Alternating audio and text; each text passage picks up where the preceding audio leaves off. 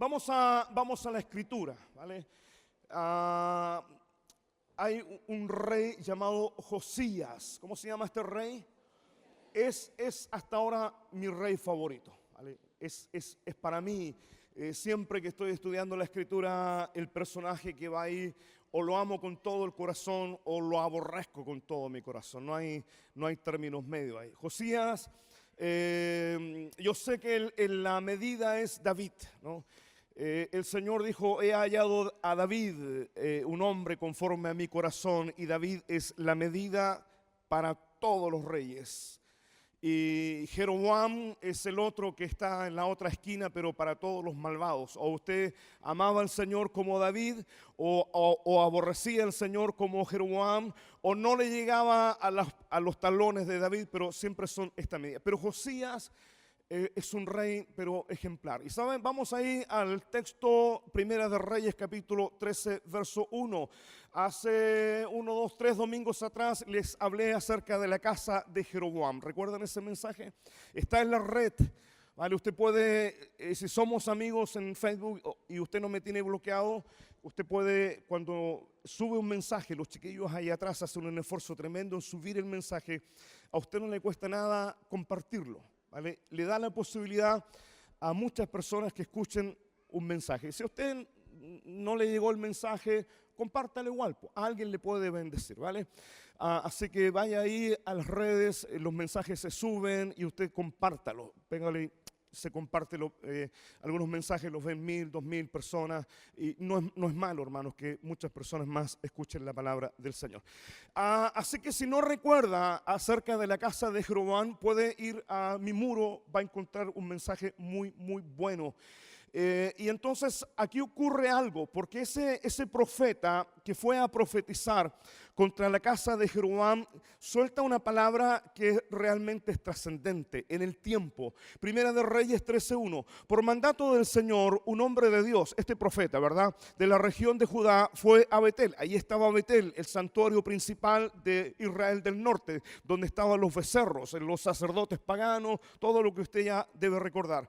Y llegó en el momento en que Jeroboam se acercaba al altar para quemar incienso. Verso 2.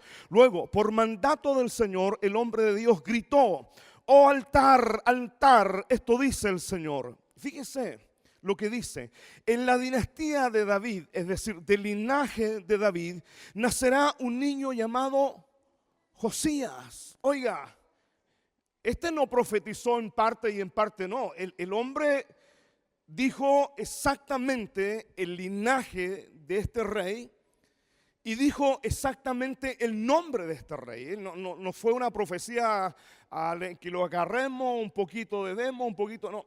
Fue clarísimo. Profetizó el linaje, profetizó incluso el nombre de ese rey y profetizó lo que este rey llamado Josías haría. Dice el texto: ¿quién sacrificará sobre ti a los sacerdotes de los santuarios paganos que vienen aquí a quemar incienso, y sobre ti se quemarán huesos humanos? Pasaron desde David para abajo, pasaron 15 reyes. El rey número 15 o el 16 es un rey llamado Josías. Nace este hombre llamado Josías, que fue puesto en el reinado a los 8 años, un niño. A los 8 años se le establece como rey. Es nieto de uno de los reyes más malvados, más perversos y torcidos del reino del sur, el rey Manasés. Que Manasés, la verdad es que no solamente fue un pecador como rey, sino que más que ser pecador para sí mismo, él se esforzó en guiar al pueblo a pecar. Se esforzó por llenar todo Israel de ídolos, de idolatría. Tal vez usted haya leído un poco la escritura, sepa un poco, así que no voy a entrar en detalle. Levantó imágenes a Acera, a Astarte, a Baal. las cosas más horribles que el hombre hizo desde el punto de vista bíblico, porque el Señor, cuando hace un pacto con Salomón, ahí en la oración de Salomón, el Señor acepta la casa de Dios y dice: mis ojos siempre estarán abiertos, mis oídos siempre estarán atentos para oír la oración del pueblo en este lugar, porque en ese lugar se invocaría el nombre del Señor. Manasés, adrede, en la casa del Señor, que el Señor había consagrado, que había aceptado como un sacrificio, adrede, dice la Escritura, que él levantó imágenes a Acera, a Baal, en medio del templo del Señor. No le bastó con eso. La Escritura, usted tiene que leerlo en la versión Nueva Traducción Viviente, dice que él en la casa de Dios estableció prostíbulos sagrados. Habían en medio, junto con los sacerdotes, que eran una tropa de gente que no, yo puedo llamarle perros mudos, que nunca se atrevieron a frenar al hombre malvado, establecieron en la casa del Señor prostíbulos, tiendas de prostitución. No solamente mujeres sacerdotisas de la idolatría, sino sodomitas y homosexuales. Llenó la casa de Dios de cuánta cuestión, cuánta mugre, cuánta basura, cuánta perversión.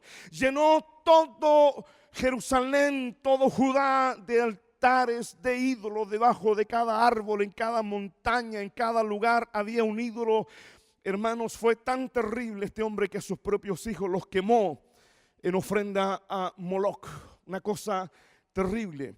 Cuando nace Josías, no solamente Judá ya estaba a punto de ser desterrada a la cautividad, sino que Israel del norte ya había sido llevada cautiva por los asirios hace varios años atrás. Judá está llena de idolatría, el conocimiento del Señor se ha perdido. Por allí hay un profeta que le habla al rey, a uno de los reyes, y le dice: por mucho tiempo Israel ha estado sin el verdadero Dios, sin sacerdote que enseñe la ley del Señor y sin la ley del Señor. Es decir, la oscuridad espiritual era tan terrible, tan fuerte, y se había perdido toda la gloria del Señor. Si no es por este hombre, la casa del Señor hubiese sido destruida con mucha anterioridad. Entonces, cuando usted, por ejemplo, lee un poco algunas Biblias, por ejemplo, la Reina Valera, dividen el capítulo y ponen sobre como subtítulo, dicen: reformas espirituales o reformas religiosas de Josías.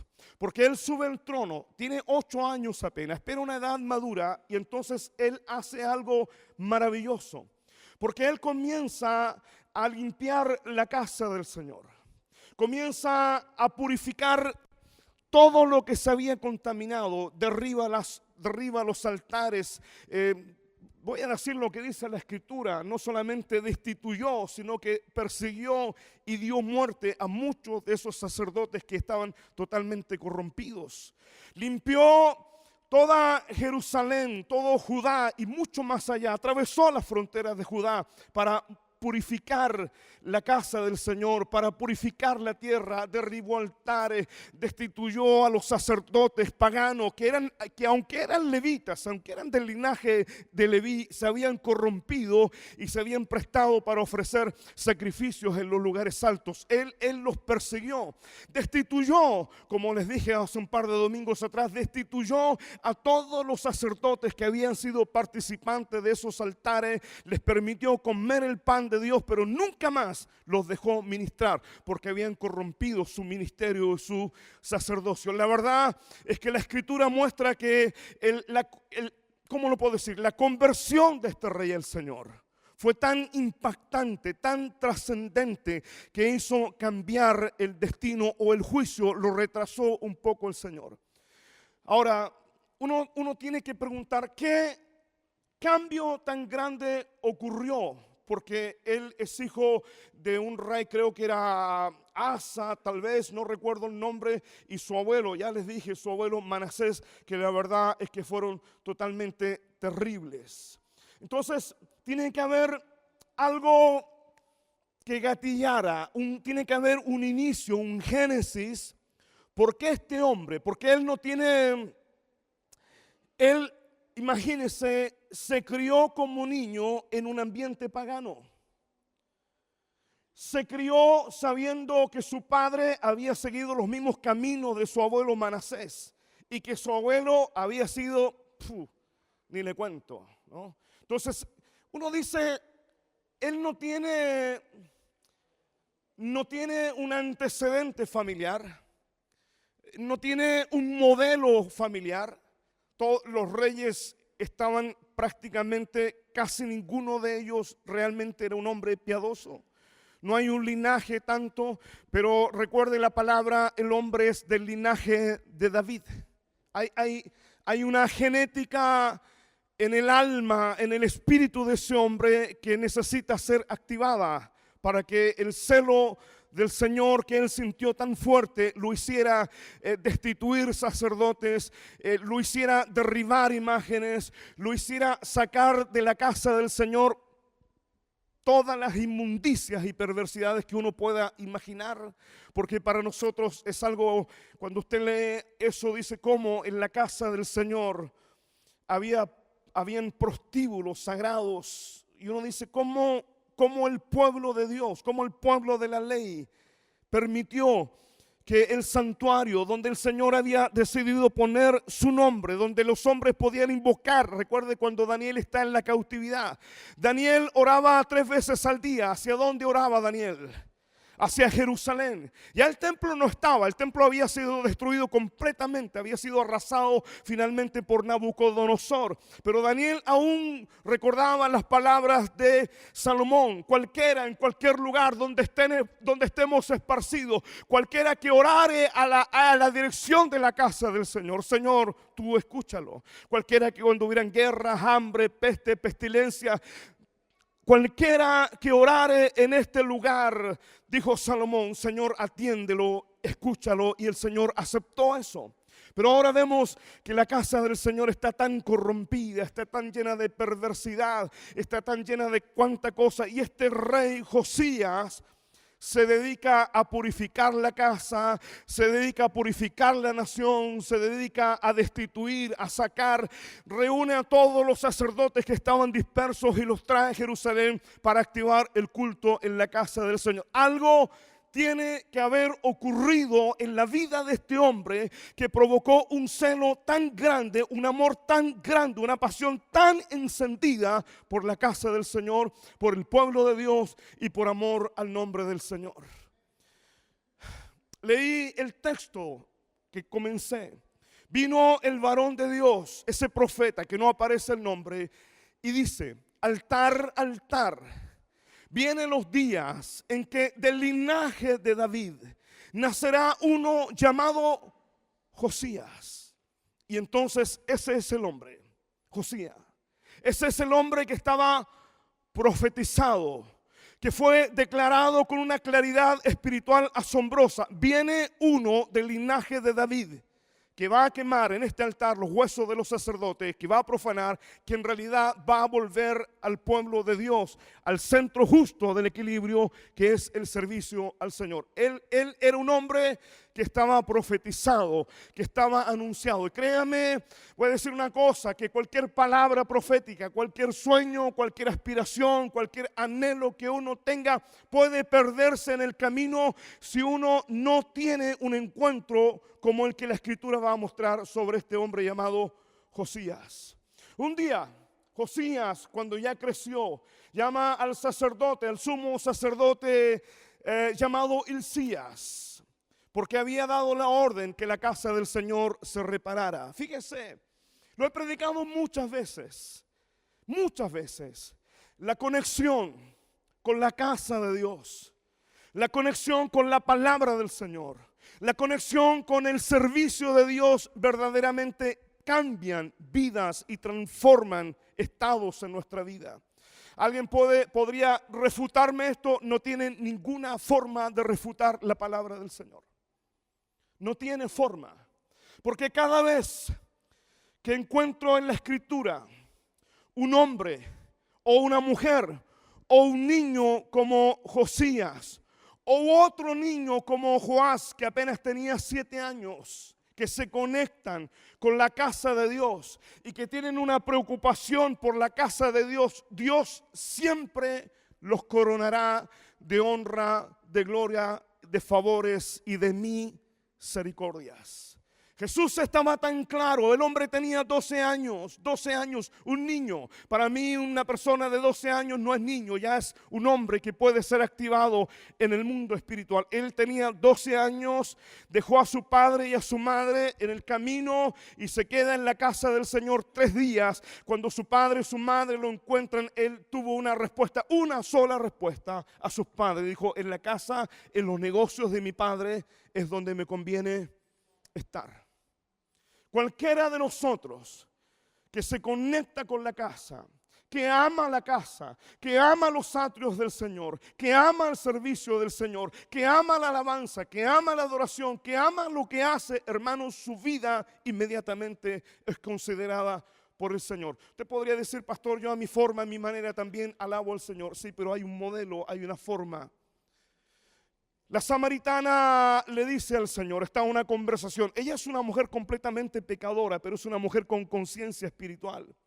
La samaritana le dice al Señor, es una mujer que tiene nociones de lo espiritual. Y le dice: nuestros padres adoraron en este monte. Nuestros padres, este pozo le pertenecía a nuestro padre Jacob. Ella tiene conocimiento. Pero Jesús aclara eso. Le dice: mujer, le dice 2 cosas. Mujer, la salvación viene de los judíos. Y luego dice: viene el día, viene la hora, que no en este monte, sino en cualquier lugar. Jesús corrige a veces nuestros pensamientos que nosotros consideramos que son legalmente espiritual. Entonces la Escritura nos corrige, nos orienta y nos centra a un verdadero culto. Cuando la Escritura dice con claridad ahí en el libro de Hebreos: porque no debemos dejar de congregarnos como algunos tienen por costumbre. Usted y yo podríamos desmenuzar el texto, podríamos sacar las espinitas, podríamos decir: bueno, pero no dice cuántas veces, no dice. No, claramente el texto y cualquier palabra que está escrita no se puede refutar. Usted puede decir: no, es que el griego, es que en realidad todas las versiones te van a decir lo mismo. No debemos dejar de congregarnos como algunos tienen por costumbre, porque en la casa de Dios es donde se activan los proyectos del Señor. Sepárese de la casa de Dios y usted se va a enfriar, se va a volver permisivo, va a comenzar a permitir cosas en su vida y finalmente llegará un día en que el corazón se habrá desapasionado totalmente para su. Algo ocurrió en la vida de este rey Josías que lo activó, que lo despertó, que lo movió a traer purificación a la casa, que lo hizo comprometerse, que lo hizo destruir, que lo hizo sacar, hizo cambios tan grandes. Algo ocurrió. Estamos aquí. Dice el texto que un día, mientras están trabajando en la casa del Señor, mientras el sumo sacerdote Hilcías está allí, de repente, oiga, es una cosa terrible. A mí me parece se me cayó la mandíbula cada vez que he leído esto, porque significa que aquel día, mientras los trabajadores reparaban la casa del Señor, que Atalía, que Manasés y cuánto otro perverso había destruido la casa de Dios, dice la Escritura que encontraron el rollo de la ley de Moisés. Eso me dice a mí: ¿y cómo ministraban los sacerdotes?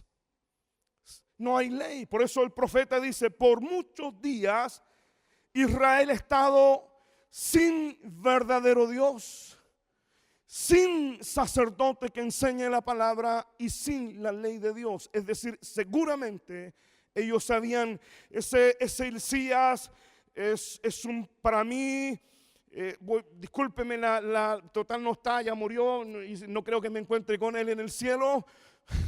Pero para mí es un perro mudo, incapaz de refrenar a los reyes que contaminaban la casa del Señor. Muchos de esos sacerdotes se volvieron complacientes, permisivos, como este famoso juez de Israel, el sumo sacerdote Elí, que los hijos de Elí, Omni Fines, se acostaban con todas las hermanitas que venían a la casa del Señor. El hombre lo sabía y el hombre nunca refrenó. Hilcías le dice al secretario Safán: hemos encontrado un rollo de la ley del Señor. No lo lee. ¿Saben lo que hacen? Se lo llevan al rey Josías. Viene el secretario y dice, el sumo sacerdote dice que hemos encontrado un rollo de la ley de Moisés. ¿Sabe cuántos años estuvo perdido eso? Es como me pidieron una Biblia para ponerla ahí en la mesa. Yo dije, ¿pero quién no tiene una Biblia en su casa? Dije yo.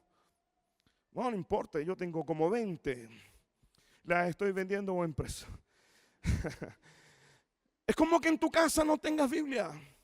Es como que en tu teléfono tengas TikTok, WhatsApp, Facebook, Instagram, cuánta cosa, pero no encontremos YouVersion, no encontremos una Biblia, no encontremos nada. Es decir, un teléfono totalmente mundano. Todavía es tiempo, le puedo dar la clave para que descargue una Biblia.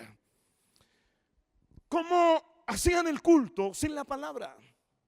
¿Cómo leían la ley si no había? El rollo estaba, lo encontraron quizás dónde, hermano. Pero cuando comienzan a leerle la ley al rey, dice la escritura que el corazón de Josías se conmovió. El corazón de él se enterneció.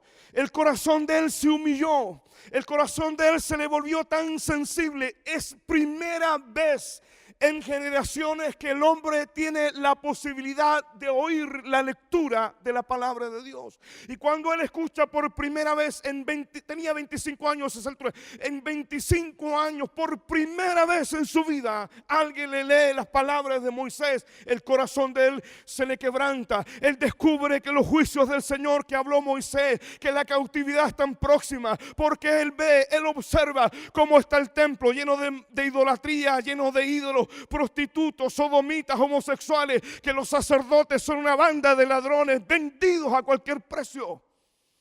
Y que el pueblo donde usted camine, donde vaya, hay ídolos, altares, paganismo, robo, injusticia. Todo Israel está a punto de que el juicio de Dios caiga sobre ellos. El hombre escucha y entonces se enternece.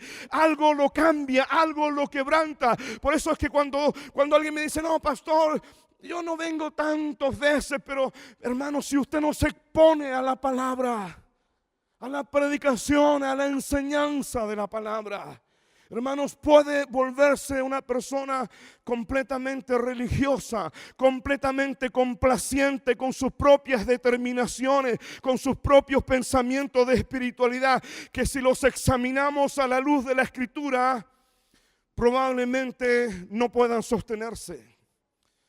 Y entonces él dice, vaya, ¿sabe lo que hace el rey? Fíjense, Hilcías, el sumo sacerdote.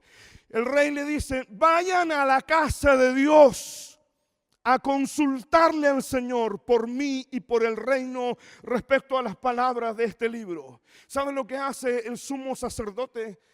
En lugar de ir a la casa de Dios. Porque el hombre, ¿qué dice Malaquías? ¿Qué dice Malaquías sobre el sacerdote? ¿Alguien lo sabe? Porque el sacerdote es...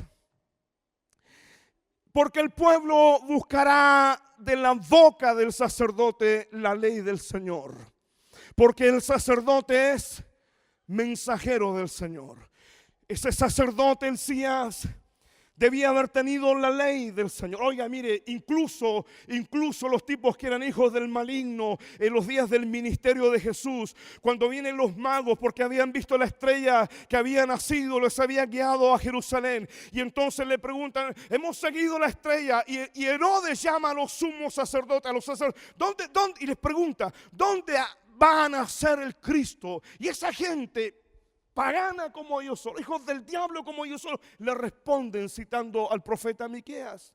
Y responden con claridad y le dicen, así está escrito en el profeta Miqueas: tú, Belén, no eres la más pequeña entre todas las tribus de Israel, porque de ti me saldrá un guiador que apacentará a mi pueblo Israel. Ellos sabían perfectamente el tiempo, la palabra escrita, pero se quedaron ahí. Este sumo sacerdote Hilcías, en vez de tener la palabra en su boca, como hombre de la palabra, como profeta del Señor, como maestro, que si usted pone a este gran, mi hombre favorito de la Biblia, uno de ellos, Esdras, ¿no? ¿Sabe? La escritura dice, Esdras dedicó toda su vida a 3 cosas. ¿Me las puede decir? Number one, a estudiar la Escritura. Número 2, a practicar la palabra. Y número 3, a enseñar la palabra de Dios. Todo lo único que hizo el hombre fue aprender la Escritura, fue practicar lo que aprendía y luego enseñar lo que estaba viviendo en la palabra. Hilcías, en lugar de ir a la casa, porque no tenía palabra, él no tenía la palabra morando en su corazón. En la confrontación de Jesús a los judíos, ustedes nunca han oído la voz de Dios. ¿Por qué? Porque ustedes no tienen la palabra de Dios morando en su corazón. Él va a consultarle a una profetisa llamada Hulda. Esta profetisa llamada Hulda le dice: díganle al hombre que les ha enviado a mí, díganle que yo he oído su clamor, que yo he visto su arrepentimiento, que yo he visto el quebrantamiento de su corazón. Díganle al rey Josías que yo quito el juicio de sobre la tierra, porque el hombre se ha vuelto al Señor con todo su corazón, con toda su alma y con todas sus fuerzas. ¿Y saben lo que hace el rey? Que aquí me sorprende, y acompáñenme a la lectura. Segunda de Reyes 23:1, lo tenemos allí, chiquillos. Entonces el rey mandó a reunir con él a todos los ancianos de Judá y de Jerusalén. Y subió el rey a la casa de Jehová con todos los varones de Judá y con todos los moradores de Jerusalén, con los sacerdotes, los profetas y todo el pueblo, desde el más chico hasta el más grande. Y leyó, oiga, note este detalle. ¿Quién debía haber leído el rollo? El sumo sacerdote Hilcías. Pero el texto dice que fue el rey el que frente a todo el pueblo tomó la ley del Señor, que lo había convencido, que lo había tocado, que lo había llevado a un arrepentimiento, a darse cuenta que las cosas no estaban bien. Y entonces el rey, con todo el pueblo, grandes, niños, ancianos, jóvenes, me recuerda ahora en la fiesta de los tabernáculos, año séptimo, tenía que haber sido eso, días de Edra, días de Nehemías, tiene que haber sido el séptimo año, tiene que haber sido la fiesta de los tabernáculos, porque cada 7 años, cada 7 celebraciones de tabernáculo, año séptimo, el sacerdote debía frente a todo el pueblo leer toda la ley del Señor. Y allí tenían que estar jóvenes, viejos, niños, ancianos, mujeres, todo. Y usted sabe la Escritura, estuvieron desde la mañana hasta el mediodía escuchando la lectura de la palabra del Señor. Toda una mañana, grandes, niños, pequeños, ahí estaban los sacerdotes, ahí estaba Esdras, se habían hecho un púlpito para que Esdras estuviese más alto que toda la congregación. Ahí estaban, dice la Escritura, sacerdotes a la derecha, sacerdotes a la izquierda, levitas que estaban cerca del pueblo, porque mientras Esdras leía, seguramente usted tiene que saber, habían estado 70 años allá en Babilonia, habían perdido el lenguaje, algunos que volvieron de allá no sabían hablar el hebreo, hablaban un revueltijo entre arameo y judío, dice el libro de Nehemías. No entendían la lectura, seguramente la ley que tenía Esdras estaba en hebreo, en arameo o en letras más antiguas. Entonces él leía, los sacerdotes interpretaban, la gente que estaba más cerca le hacía entender, le hacía comprender al pueblo la palabra, y la gente mientras comprendía la palabra lloraba y se arrepentía, porque sabían lo que la Escritura dice, que la condición que estaban viviendo era porque habían olvidado la palabra del Señor. Y yo me imagino a este rey Josías, que el que estaba allí, porque él reunió a todos, sacerdotes, profetas, jueces, ricos, todo el mundo. Y uno esperaría que el sumo sacerdote, que el hombre de Dios, se parara delante de toda la congregación, tomara el rollo de la ley que habían encontrado en el templo olvidado y lo leyera a todo el pueblo. Pero ese hombre no tenía palabra, no tenía nada. Era sacerdote solo porque nació sacerdote. Pero usted y yo no hemos nacido evangélicos, hemos nacido pueblo de Dios por medio de la sangre del Hijo de Dios. Tenemos un linaje especial.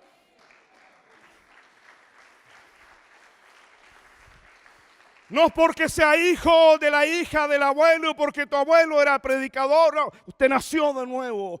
Ama a Cristo y la palabra te enciende, te activa. Y entonces el rey, hermano, se para frente a toda la congregación. Y dice el texto, y el rey comenzó a leer la palabra del Señor. Y poniéndose el rey en pie junto a la columna, hizo pacto delante de Jehová, de que irían en pos de Jehová, que guardarían sus mandamientos, sus testimonios, sus estatutos, con todo el corazón, con toda el alma, y que cumplirían las palabras del pacto que estaban escritas en aquel libro. Y todo el pueblo confirmó el pacto. No les queda otra cosa más que decir amén, hermano Carlos. Porque si no, ese es un rey omnipotente. Y que si usted sabe por qué Natán le contó la historia de la ovejita a David, porque se fue con tanto cuidadito para decirle que él le había asesinado y cometido adulterio. Porque Natán sabe que muchos reyes tienen como Saúl, que Saúl mandó a matar a toda una familia sacerdotal, los mandó a matar, y que muchas veces hay gente que no siente ningún temor del Señor. Esta gente sabía que en esos tiempos, si el rey decía una cosa, se obedecía. Pero el rey lee la escritura. El rey hace un pacto, en realidad se alinea el pacto y hace que toda la nación, que todo el pueblo, sacerdotes, profetas, ministros, cuánta gente tenga que confirmar y ratificar la lectura de la ley del Señor. Cuando eso ocurre, esto es así, cuando el hombre que estaba trabajando en la casa de Dios encuentra el rollo de la ley, olvidado, quizás donde estaba guardado, entonces se lo pasan al sacerdote. El sacerdote se lo lleva al escriba Safán. Safán pide audiencia delante del rey y le lee el rollo de la ley. Allí comienza todo cambio, toda transformación en la vida del reino, y el juicio de Dios se retira de Judá por un par de décadas hasta que él muere, y luego se desencadenan porque Israel nunca en realidad se volvió al Señor. Pero en ese tiempo, en esa generación, en ese estado, el hombre logró que el pueblo se volviera al Señor y limpió la casa, limpió el país, limpió la nación, despojó. Y entonces, cuando ya había limpiado la casa, cuando ya había barrido toda clase de pecado en la tierra, él cruzó la frontera y va para Efraín, va para Neftalí, va a las ciudades del norte, y entonces llega a un lugar llamado Betel. Y cuando llega a Betel, que es el santuario principal de Jeroboam, el que estableció allá al principio, que ya les predicamos de eso, entonces dice, cumplió la palabra. Es aquí un hombre del linaje de David, llamado Josías, quemará, está hablándole al altar, quemará sobre ti huesos de los sacerdotes, profanará esos altares. Y entonces cuando llega a Betel, este hombre cumple la palabra, se alinea a la palabra y empieza a desenterrar cuánta tumba y cuánta cosa, y comienza a profanar los altares y quema los huesos de los sacerdotes paganos, destruye cuánta cosa. Y de repente mira para arriba y dice, ¿y ese monumento qué es? Esas tumbas, ¿qué significan? Y uno dice, allí, en ese lugar, está enterrado el hombre de Dios que dijo que tú harías lo que estás haciendo. Y él dijo, déjenla en paz. Fíjense, 15 generaciones de reyes pasaron y la palabra del Señor no dejó de cumplirse. ¿Sabe por qué? Porque el hombre se conectó con la palabra del Señor. Se conectó completamente. Cuando él se conectó, cuando él escuchó, ¿verdad? Yo a veces sin ser tan espiritual, ¿no? Sé que muchos mientras escuchan la palabra están con el teléfono, mirando en las redes sociales, navegando. Ya voy, espérame, ponele leña al fuego. Compra un vinito mientras, oiga. Es que no puedo pararme porque el pastor tiene ojo omnipotente, omnipresente y me va a ver si yo me voy. Y está ahí, preguntándole a la inteligencia, oiga, ¿la inteligencia suya tiene nombre? Yo le pregunté cómo se llamaba, me dijo, me llamo Vale. Tienen hasta el nombre preguntándole, ¿es verdad lo que dice el hombre de Dios? Oiga, si usted está aquí, si la palabra no logra entrarte al corazón, si no logra provocar algo, si no logra despertar algo en ti, en tus hijos, de verdad que probablemente, no quiero decir porque es ofensivo, pero cuando uno está aquí, es el momento en que Dios te está hablando. Cuando cantamos, cuando oramos, le hablamos a Dios. Y cuando viene la palabra, tal vez usted diga, la interpretación no es la mejor. Tal vez usted no sea un buen expositor de la Escritura, o yo prefiero a otro. Pero es el momento en que la palabra de Dios está en la boca de un predicador y te está hablando. Es el momento de la conexión más importante en la vida de un hombre de Dios, de una familia. Dios te está hablando, Dios te está abriendo un campo, Dios te está soltando una palabra y usted tiene que conectarse a esa palabra. Usted no tiene que permitir que sus hijos se queden en casa. No, si se quedan en casa, ¿usted qué cree que se quedan haciendo escuela bíblica? No, yo le podría decir muchas cosas que sus hijos son hábiles, saben borrar historial. ¿O no? No, papá, si este juego es inofensivo, este juego salta la sangre y los hijos están totalmente endemoniados. Y usted lo deja en casa. Usted dice la Escritura, este rey llamó a toda la gente, viejos, jóvenes, niños, Esdras, desde el más viejo hasta el que podía entender la palabra del Señor. Yo les he contado muchas veces esta experiencia que yo he tenido con muchos de los niños que están acá. Cuando los he ido a ver, les hablo. ¿Saben lo que hacen ellos? ¿Saben lo que hacen? Sacan un sobre de diezmos. No. Ellos giran su rostro. ¿Sabe por qué? Porque conocen la voz de su pastor. Y conocen la voz.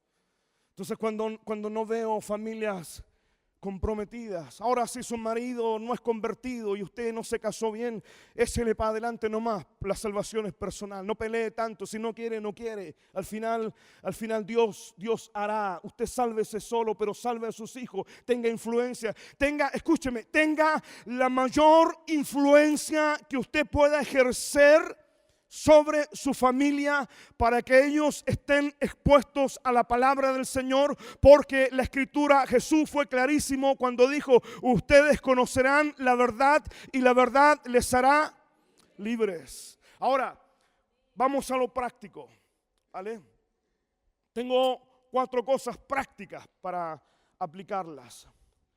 La primera de ellas, la única conexión viable que nosotros tenemos, ya sea un pastor, ya sea un servidor, ya sea un anciano, un discipulador, un hermano mayor, como quiera usted llamarle, la única conexión viable y que se sostiene en el tiempo es la palabra del Señor. Yo he comprobado en mi vida, he invertido años procurando ser amigo con algunas personas, pero no está la palabra de por medio. No hay verdad de Dios de por medio. Esa amistad no se sostiene en el tiempo. Yo quisiera, cuando usted piense en mí, no quisiera que dijera, no, el pastor es un buen chato. Para nada, soy hasta medio pesadito, ¿no? Piense en María Paz, yo potenciado. Así somos, es una sangre rara, menos mal que está redimida por la sangre de Cristo. Entonces, si usted me va a buscar para ser amigo, para ser compadre, para un asado, para un cumpleaños, le aseguro que a las 9 de la noche yo voy a tener sueño. Claro, me habré comido media pierna de cordero primero, ni tonto, ¿no? Pero lo único que le garantizo, lo único que puedo garantizar para ustedes es que van a tener un encuentro con una verdad de Dios en sus vidas.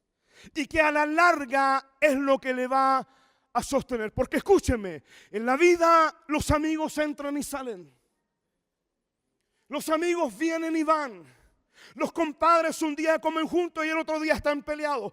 Pero por eso Jesús fue claro y dijo la gran parábola de Juan 10, la gran enseñanza. Juan 10 dice, yo soy el buen pastor.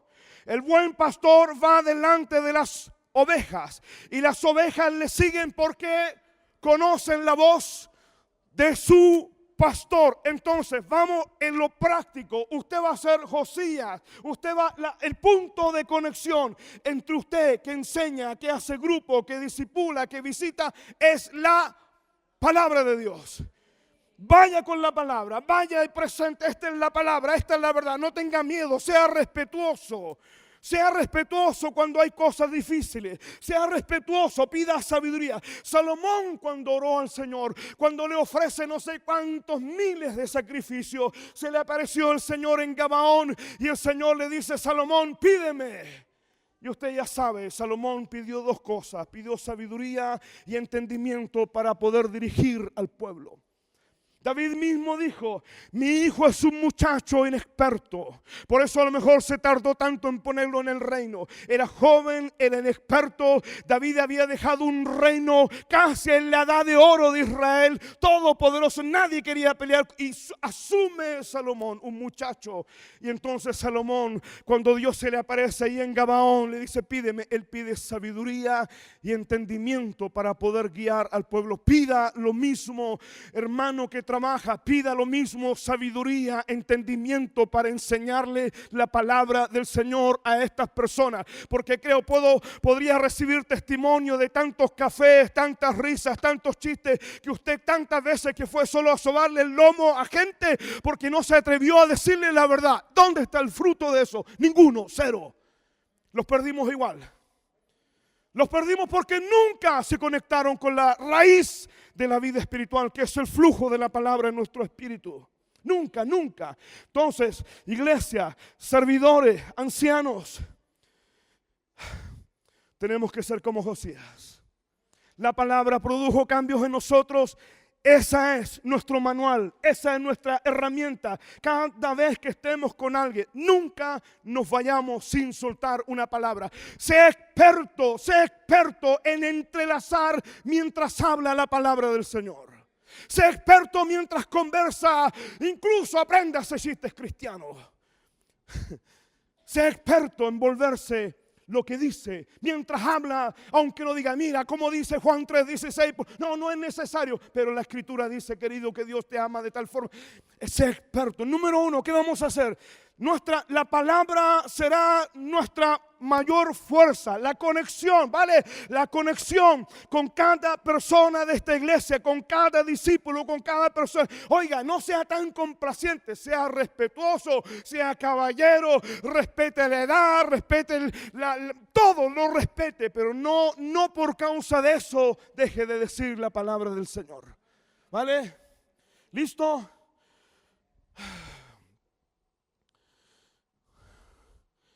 Ahora,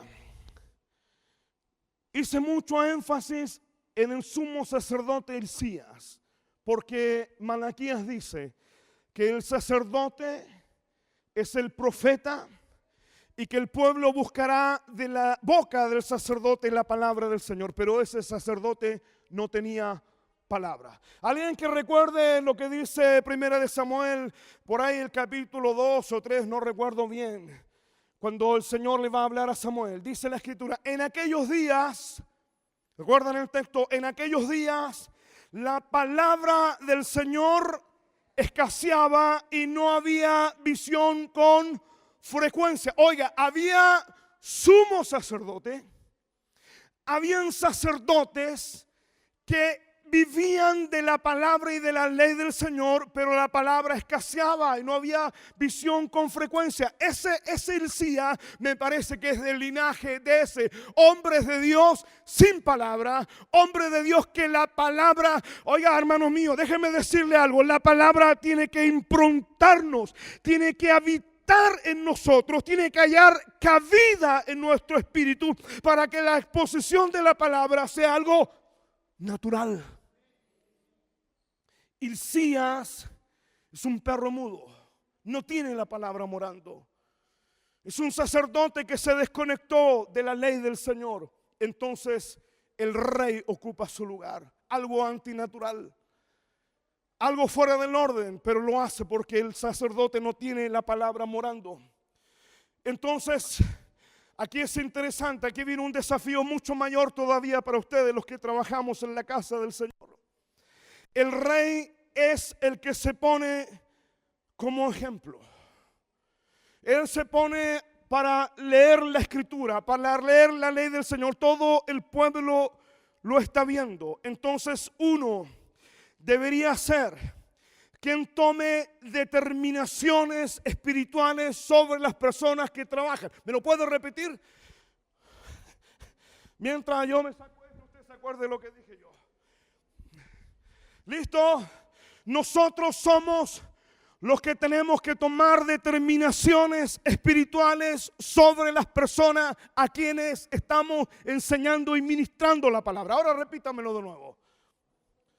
Ay, le estoy alargando, así que le conviene aprendérselo rápido. Usted no puede permitir que la gente te agende. No, hoy día no vamos a tener grupo, hermano, porque me llegó la vieja chancluda, la suegra de Condorito, entonces no. Y usted diga, no, entonces no tenemos grupo. Recuerde la frase de Jeroboam, esa frase clave, cuando Jeroboam levanta los becerros y le dice al pueblo, Jerusalén está muy lejos para ustedes. Aquí les presento una alternativa viable. ¿Sí? Tiene cuernos y es de oro, pero ahí está. Y la gente le es más cómodo. ¿Saben lo que pasa? ¿Hay aquí algún deportista, por favor? ¿Hay alguien que... No quiero avergonzarlo hasta el día, no sé qué día, los cabros aquí se subieron aquí al altar a hacer ejercicio, hermano. Este lado está profanado, por favor, cada vez que suban por él. Pero alguien es deportista como estos muchachos. ¿Qué pasa cuando usted deja de hacer deporte? Se atrofia. ¿Qué le pasa al cuerpo? Se vuelve fofo, se oxida. ¿Sí o no? Yo corría 50 kilómetros el mes pasado. Bajé el ritmo y estoy corriendo 48. Oiga, mire la ley natural. Cada vez que usted cede, el cuerpo se deteriora más.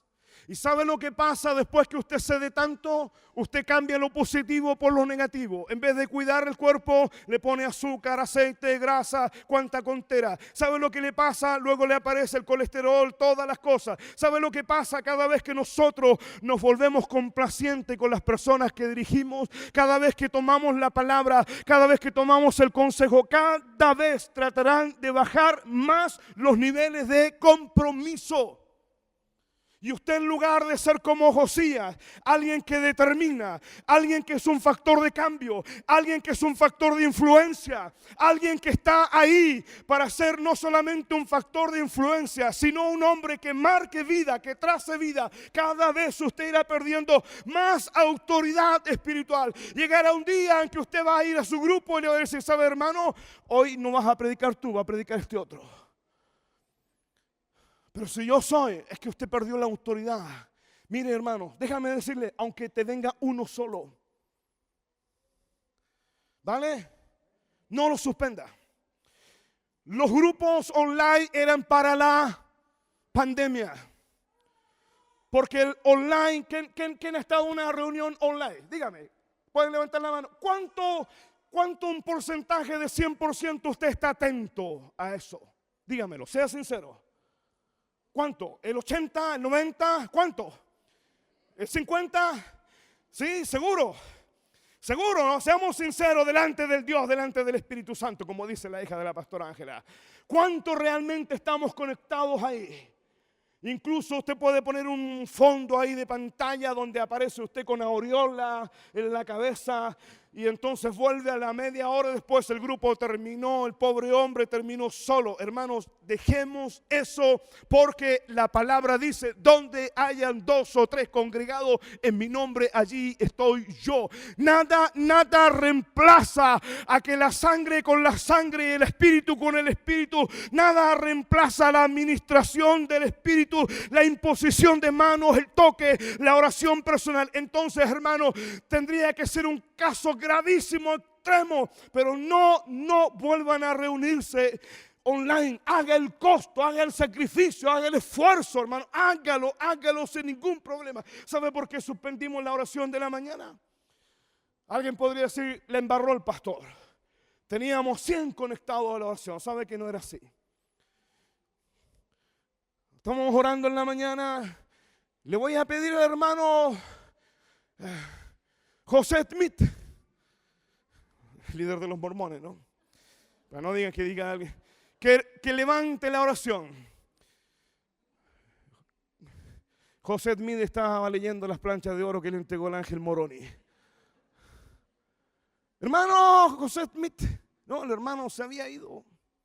Cuando dijimos: vamos a estar con cámara y micrófono, bajamos a 40, hermano. ¿Sabe por qué los otros 60? ¿Sabe lo que hacían? Perdón, diría un pastor, perdón, pastorcito amado, perdón que sea tan sincero. ¿Sabe lo que hacían? Se conectaban, se iban a acostar. Y eso, hermanos, aquí en la Quebrada del Ají, es una vulgar mentira. Entonces, aunque usted, mi hermano, esté con uno solo, aunque no te lleguen todas las danzarinas, y aunque tengas una sola, va a haber danza igual. Y si se me enferman 5 músicos, le digo una cosa: ese Santi no hay a la hora de subir al altar. Ese hijo de la Débora no hay a la hora que una de estas viejitas se jubile. El hijo de Carlos llega a llorar porque ahora la batería tiene puerta. Hermanos míos, hay toda una generación esperando, hambrienta, sedienta. No se lo farré, hermano. Usted tiene que ser un factor de influencia, ¿vale? Usted tiene que ser un factor de influencia. Usted tiene que aprender a decir la verdad con respeto, con verdad. Pero usted tiene que ser una persona de influencia. Nadie, por eso aquí quiero entrar a algunos textos, pero lo voy a decir rapidito. Dice Pablo a Tito: preséntate en todo como ejemplo de buenas obras. Es la enseñanza mostrando integridad. Cuando usted es ejemplo, cuando usted es ejemplo de vida, hermano, nadie puede decirte nada. Pastor, es que es mucha presión. Oiga, si los seres humanos funcionamos bajo presión, si nosotros todo lo que hemos hecho lo hemos hecho bajo presión. Es como conversaba un día un servidor conmigo ahí en la oficina. Me dijo: pastor, yo sé que usted tiene que obligarnos, porque si no, no lo hacemos. Y a mí a veces como que me da lata obligarte si ya estás viejo. Porque si eres un anciano, se espera que ministres conforme a la altura de la asignación que tienes de parte del Señor. No, a un anciano no es que andarlo empujando. Un anciano va adelante porque es como Josías, es ejemplo, es forma. La gente te mira presentándote, dice Pablo, Tito, preséntate en todo como ejemplo de buenas obras. ¿Cómo se va a presentar usted? Como ejemplo. ¿Cómo se va a presentar usted como un hombre o una mujer que determine cambio? Como un hombre o una mujer de influencia. Vamos a leer la ley. Congregamos a todo el pueblo, grandes, viejos, niños, todo el mundo va a venir a oír la ley de Dios. Y el que no, ya sabe ya. Y cuando todo el pueblo leyó la ley de Dios, explosivo, nos viene un avivamiento tan tremendo. Se derribaron los altares, las prostitutas sagradas fueron expulsados, los sacerdotes ilegítimos, todo. Ahora Timoteo, y termino aquí. Ninguno, 4:12, ninguno tenga en poco tu juventud, sino que, ¿sabe ese texto de memoria? Sino que, oiga, si eres joven, a mí la gente, oiga, Ay, Señor, estoy como, ay, me arde todo mi corazón porque a veces los jóvenes se considera que son, no, hermanos, hay todas, quiero ser profeta, hoy estoy gimiendo en mi espíritu que llegue el momento que Dios levanta a todos estos muchachos que nacieron en la casa de Dios, que conocen la voz de su pastor desde lo más profundo, de que mientras estaban en el vientre de la madre, escuchaban la voz, las alabanzas, los salmos, genéticamente están consagrados desde antes de nacer. Dios levante a estos muchachos, a estos jóvenes.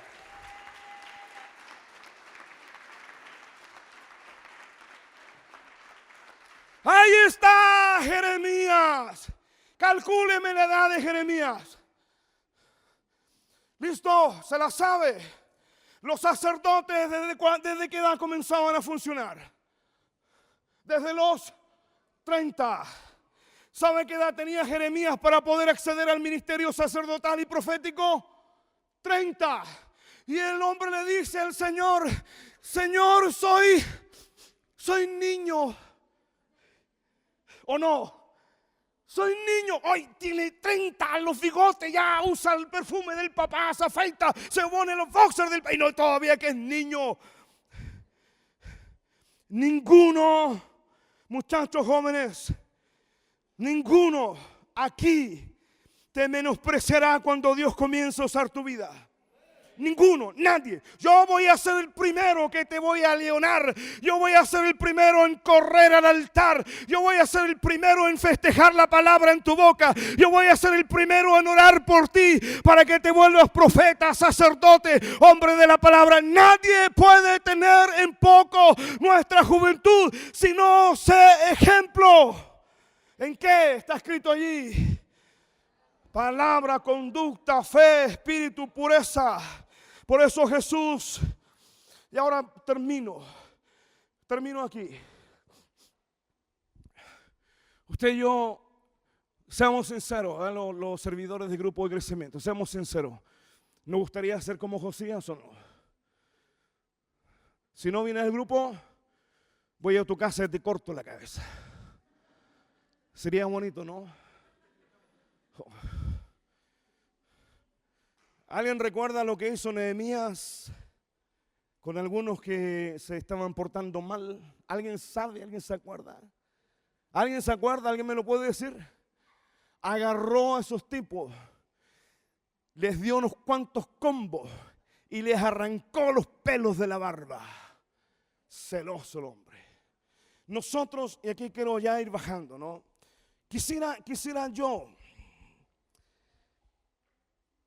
que lo que yo dijera con la palabra se cumpliera al pie de la letra, pero ya yo sé que no siempre es así. ¿Listo? Entonces, cuando usted mira a Pablo escribe allí, 1 Corintios 6:12. En cuanto, mire, a ver, resumo. Nuestro contacto con el pueblo que es la palabra del Señor. ¿Sí? ¿Listo? Número 2. Nuestra mayor fortaleza es el ejemplo. ¿Listo? Cuando usted hace lo que dice, nadie te va a poder contradecir. No van a tener de dónde tomarte.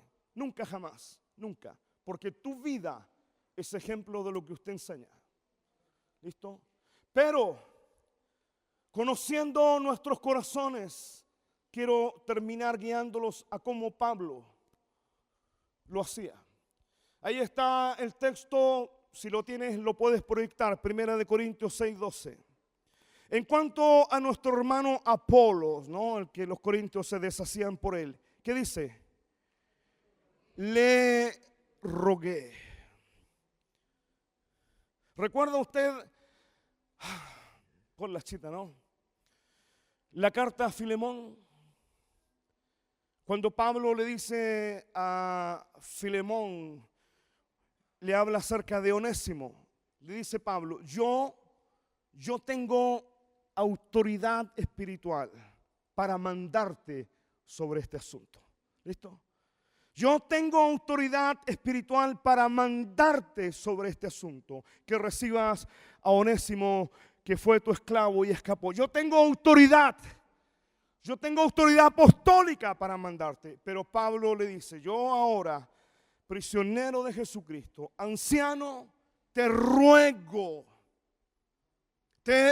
tengo autoridad apostólica, porque tú eres un hijo apostólico mío. Tengo derecho apostólico para mandarte esto. Pero el hombre era tan maduro que en lugar de ordenar, dice la Escritura, te ruego que recibas a Onésimo, no como un esclavo, sino como un hermano.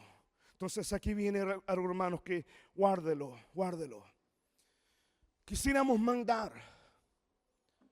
Quisiera yo tener una autoridad, pero yo sé que no tengo ninguna autoridad. Yo no tengo ninguna autoridad pastoral, ni espiritual, ni de nada, si usted no escucha la voz pastoral. Porque la única autoridad que yo tengo sobre usted, o la única autoridad que la gente que te lidera tiene sobre ti, es la conexión a la palabra del Señor. Si usted no respeta la palabra que sale de la boca de su pastor, entonces usted es una persona que se congrega aquí y que tiene todo el derecho, pero dejarse pastorear es otra cosa. Pero cuando Pablo es maduro, entiende, y la Escritura nos da esto otro, que en ocasiones por causa de Cristo del reino, nosotros también tenemos que aprender de alguna manera a rogar a las personas.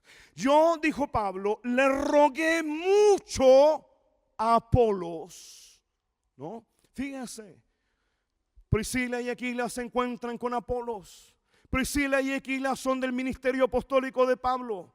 Apolos estaba predicando un evangelio añejo, todavía andaba predicando de Juan el Bautista, y entonces los centran. El hombre debía haberle agradecido a Pablo por orientarlo, por abrir espacio en su equipo apostólico, pero el hombre se mandaba solo. Entonces Pablo dice, le rogué.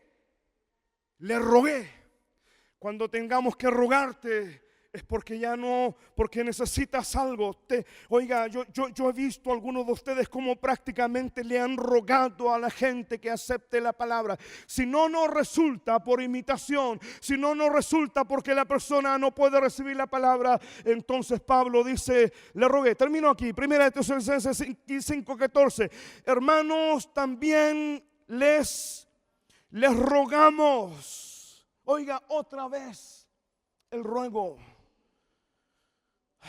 Madres, mamitas, ¿alguna vez no han llorado hablándole a sus hijos? ¿Alguna de ustedes no ha llorado hablándole a su hijo? ¿Cierto, Jackie, cuando le hablabas a la Karen? Que no se casara con ese calvito que iba a verlo. Dice la negra, esta muchacha tiene historia, pero la sangre de Cristo la limpió.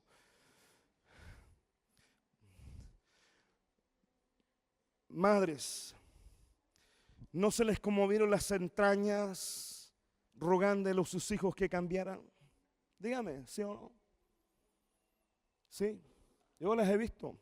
Soy testigo de que con lágrimas les suplicaron a sus hijos que cambiaran el camino, que rompieran esa relación, que se apartaran de sus amigos, que estudiaran, porque ruego. Entonces Pablo le dice a ellos, hermanos, les rogamos. Si yo pudiera rogarles a ustedes hoy, ya que probablemente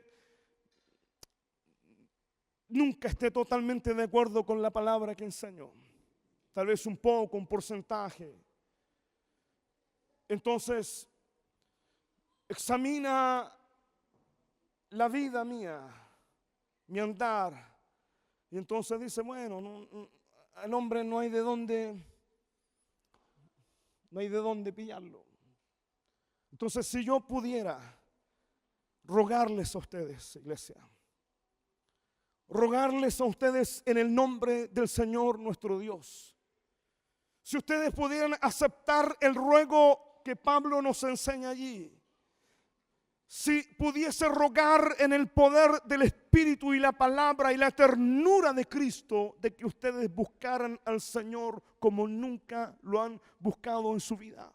Si yo pudiera rogarles a ustedes, padres de familia, que tomaran determinaciones serias a causa de sus hijos, que estas determinaciones se toman en el tiempo correcto, porque cuando ya el tiempo pasa no pueden haber cambio. Sé que hay días de batalla, sé que hay días de dolores con los padres y los hijos, sé eso, hermano, pero déjeme rogarle en el nombre del Señor que usted se vuelva como Josías, que usted se encuentre con la palabra del Señor, que usted guíe a su casa, que usted guíe a su grupo, que usted vuelva a tener la próxima semana una reunión con su grupo y usted va a sentarse y va a decir: vamos a tomar determinaciones respecto a nuestro trabajo, vamos a determinar nunca terminar las reuniones, nunca dejaremos de hacerlo. Toma decisiones de dejar de ser complaciente con algunas personas,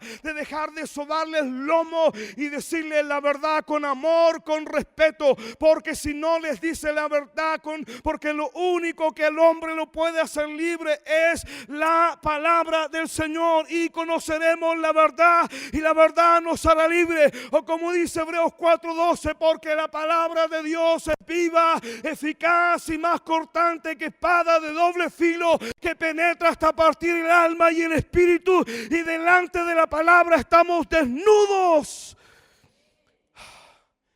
Y si no, con amor, use el ruego, hermano, te ruego, no dejes de congregarte. Hermano, te lo ruego, no permitas en tu casa concesiones, porque tus hijos todavía no tienen desarrollado el conocimiento del discernimiento del bien y del mal. El único modelo, el único ejemplo eres tú, el padre, el sacerdote, la mujer de la casa. Entonces les ruego en el nombre del Señor nuestro Dios, que usted sea como Josías en su casa, que usted haga cambios en su casa, que usted comience a tomar determinaciones con los hijos, a poner horario, a poner límite, a preguntar: ¿y quién es este? ¿Quién es esta fea? ¿Quién es este otro? ¿Quién es este baboso? Como quiera decirle. Y después cuando se casa: no, si no era babosito. Ay, ay, ay. Póngase de pie.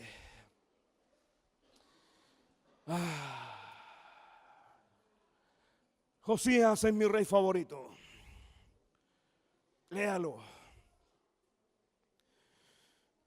¿Listo?